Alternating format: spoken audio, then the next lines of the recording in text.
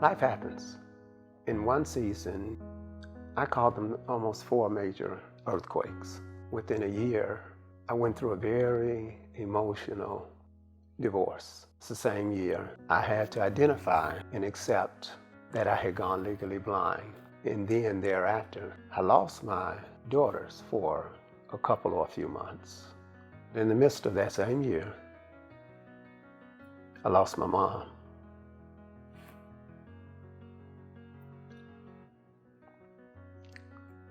And that was the breaking point. Through all the chaos, that's when I continued to just seek God with all of my heart. I can literally see better now than when I had my sight. And because of the brokenness, I've witnessed the power of God. And at that 18-month program, I was placed at table number 2. And I met a man named Joseph. We connected.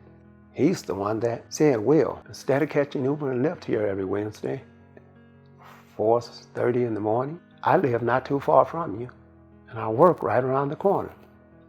Why don't I pick you up in the morning?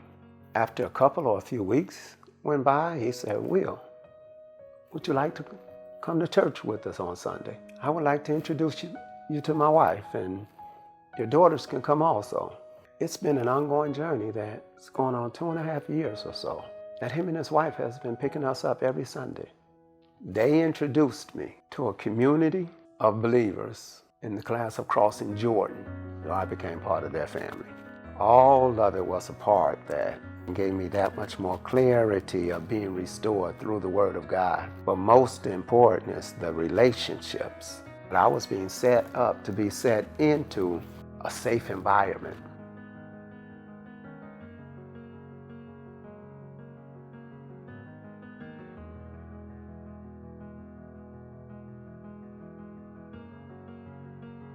They not partnered with me. They took on the responsibility as though it was their home. The camaraderie of that class, everybody just started experiencing the joy of what God was doing. Every member from Crossing Jordan, they'll come out and put in a day. They'll sign up for days where they're helping to do the building. I've never experienced anything like this. Here I've come into a community who has literally taken my daughters and I in as though we are theirs. Yes, I had a house before,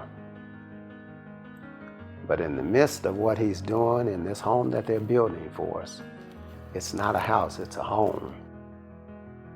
Looking at where God had me now, I'm in a good place. I'm so grateful and thankful for this ministry.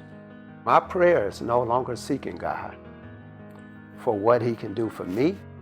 My prayer life now is, God, how can I allow you to work in me and through me where I can be the answer to prayers for others?